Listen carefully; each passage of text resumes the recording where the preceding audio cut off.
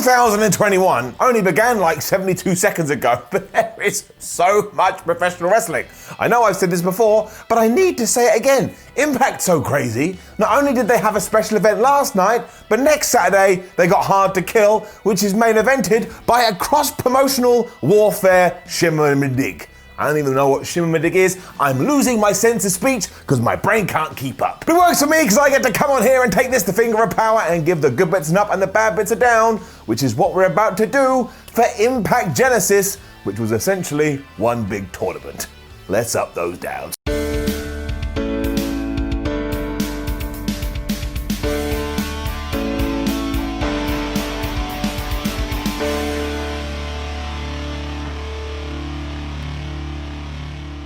So yes, on this evening it was the Super X Cup tournament, which if you don't know is essentially like WWE's King of the Ring. We have it all start and finish in one night, and that makes me excited down to my bones because nobody is doing anything like this anymore, and we really should because it always works. We also haven't had it since 2017, so that made it doubly exciting, and our first match was Ace Austin, who by the way, I had picked to win the thing, taking on Suicide, and who the hell even knows who is under that mask anymore. But Madman Fulton was out there alongside Ace Austin at ringside, and he kept being a distraction because he's a massive dingleberry, and you could already see where this was going because Suicide basically took like 85% to 90% of this match. And if you're not aware of your wrestling tropes, whoever takes the most of a match in a scenario like this ultimately loses. Still though, the man under the hood was whipping Ace Austin's ass for most of this, and he was even able to ignore all the distractions from Madman Fulton until he wasn't able to ignore them anymore. What a great storyteller I am. But yeah, Madman did his thing. This time Suicide couldn't believe it, even though it already happened around about 56,944 times. Austin was able to hit the fold 1, 2, 3. He's going through to round 2. It was fun stuff though, and it's fun stuff, and it always reminds you that the Impact roster is pretty damn good. Following on from the show on Wednesday too, we had KC Navarro taking on Blake Christian, and you've got to imagine that at least one of these guys is going to have the rocket pack strapped to their shoulders so they can fly off to the moon. Maybe even literally. Sometimes Impact does weird stuff. Blake was your good guy, Navarro was your bad guy, mostly because when he did have the upper hand, he'd kind of dance towards the camera, but the story here was that they could match each other move for move. So one went fast, the other one went fast, and if one went strong, the other one went strong, and I'm sure if one had busted out like a drawing canvas and drawn a picture of the Eiffel Tower, the other would have got one out and drawn the Mona Lisa. And because this is Impact Wrestling, and like I say, they enjoy doing weird shib, if you want to do that gimmick stipulation match, I would approve. And really, to sum it all up, this was just a straightforward one-on-one match allowing both of these guys to showcase their talents. It ended with Blake hitting a 450, which is always impressive. I think sometimes we get too used to that move.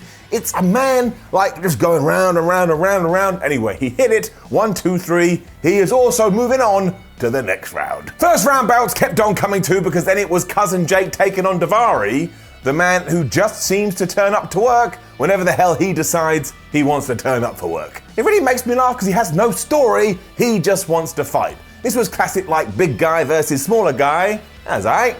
It was smart though, because while the first two matches had been flippy dippy doo-dah wahoo wahey, this one was just rough and tumble. I'm gonna punch you, you're gonna punch me. And never forget, kids, that variety is the spice of life. I mean, we did do some dives, but you have to do dives in wrestling in 2021, otherwise somewhere something really bad happens to somebody.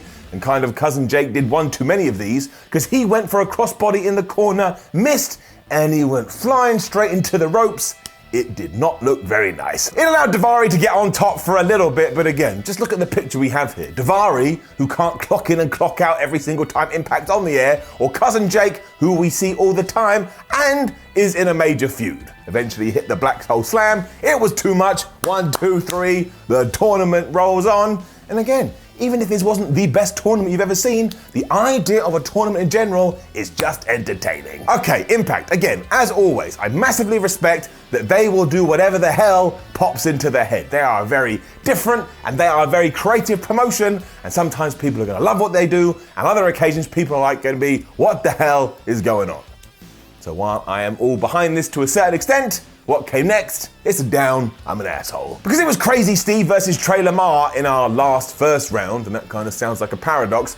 And the idea here was that Trey Lamar was so freaked out by Steve, he wasn't able to get his game going. And I was like, you must have known he was like this, even if you didn't. When you arrive at the building and you look at the booking sheet and it goes, oh, you're taking on Crazy Steve and there's 2 Z's in there, a small part of you must be like, well, this ain't gonna be any fun. But yeah, he would act all weird. I think he even licked Trey Lamar at one point. And because of that, he was just like running around in circles, arguing with the referee and saying, man, why don't you get serious?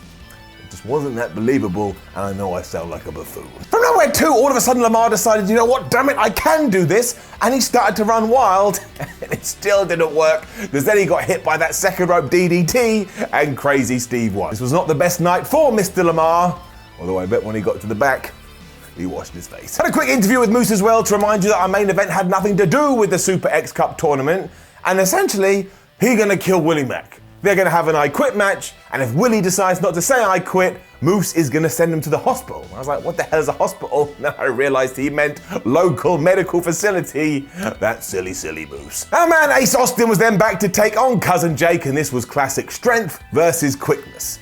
It was easy to watch, and it set up. At first as well, Austin kind of treated this like an early MMA fight or an early UFC fight, because even though he was fighting a man that was much bigger than him, he would get in there and like go pow pow, get a couple of shots, and then he'd back off.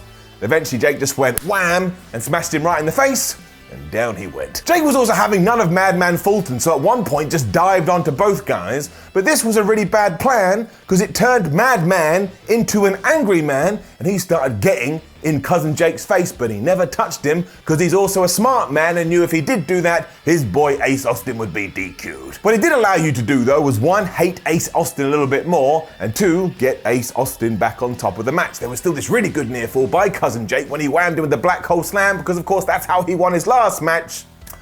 But it just was not meant to be. Instead, Ace kicked out and then hit a springboard the fold this time to really show that Mother Hubbard what's what. And the whole time I was screaming, I knew Ace Austin was gonna win. Aren't I just the best wrestling fan ever? The answer is no. Crazy Steve versus Blake Christian next. And Crazy Steve got far more aggressive in this match because Blake at one point, given he's a good guy, accidentally kicked his fake monkey. Now that's not a euphemism. I'm not trying to imply that anything sexual happened here. And again, I understood why we do this. We were trying to come up with different ways to present all of these matches. But I know what it is. There is something with this shtick that I am just not buying into. Maybe I need someone to knock on my door and give me a quick education. The match was fine and they're very good wrestlers, but down. Somewhat shockingly too, getting all mad like this didn't help Crazy Steve because he lost. And given that my first introduction to Blake Christian was only like 4 days ago, yeah, this certainly did take me by surprise. And at one point, Crazy Steve basically got caught up in the ropes. Christian hit the 450 once again. That must be his move. 1, 2, 3. He is now going on to the next round. So I enjoyed that, because again, I was like, what are you talking about? But I could have done with less monkey. And whoever thought I'd say that sentence? What I could do with more of, though, was Jordynne Grace versus Jazz. This was just so good. And if you're old like me, you remember back in the Attitude Era where the women weren't given their due for one reason or another, and it sucked. But here too, it wasn't like they were doing flippy dippy moves or they were kind of performing to stereotype. They were just kicking each other's ass like, well, even though we have respect for each other, I want to win, so I'm going to take this fist and wham you with it as hard as I can. Grace hit a massive spine buster at one point for a near fall, and you just knew that somewhere Arn Anderson was just smiling away. And then Jazz had her in the STF. This is when I had one of my Simon Miller laughing attacks, because the names of holds in professional wrestling make no sense. Because you have something like the STF, which obviously stands for the step over toe hold foot lock. That stands to reason. But then you have a spine buster, which by its very definition has been designed to bust somebody's spine.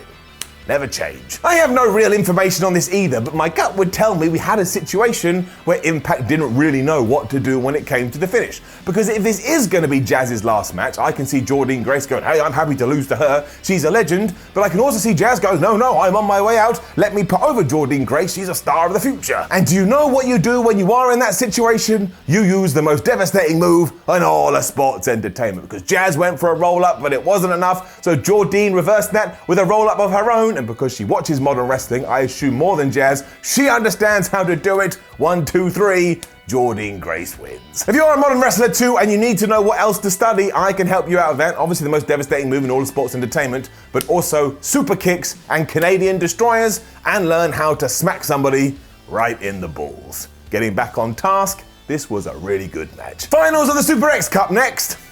up. It was Ace Austin versus Blake Christian, which meant it brought a story with it straight away. Could the up-and-coming newcomer, oh my gosh, where did he come from, dude, beat a man who is on the cusp of becoming the next big thing? The answer was no, but I appreciated it asking the question. There was more seeds of doubt planted though, because Ace sent Madman Fulton away from this one. I was a little bit like, why would you do that? He's helped you up to this point, but I guess he had some confidence and he wanted to show the world what he could do. Clearly though, the edict for this match had been, let's only go 75% in the bouts previous to this one, so that when we get to the final, we can go 100% batshit bonkers. I mean, I think they spent most of their time in the air. They probably needed a flippin' air traffic controller. They also kept dodging each other's moves as if they'd been playing WWE 2K and got really good at those R2 reversals. Like, at one point, I think they were just spinning around each other. It was absolutely crazy. Blake hit a springboard kick and followed it up with a standing moonsault at one point, but it was sold by the commentators like, oh, we can't make the pin because he's hurt his ribs given all the matches he's been in this evening. And you see, this is why tournaments work. He was still able to smash out the 450, but even then it wasn't very successful. If you were really silent at this point, you could hear Jim Cornette melting down somewhere, because not only did they then just keep to match each other move for move and then punch each other in the face, but Ace Austin went for the fold and Blake Christian got out of the way of that, so he went to the 450, but Ace Austin got out of the way of that, and then eventually he hit another version of the fold, which Blake didn't see coming, and he got the 1-2-3, and he is your new tournament champion.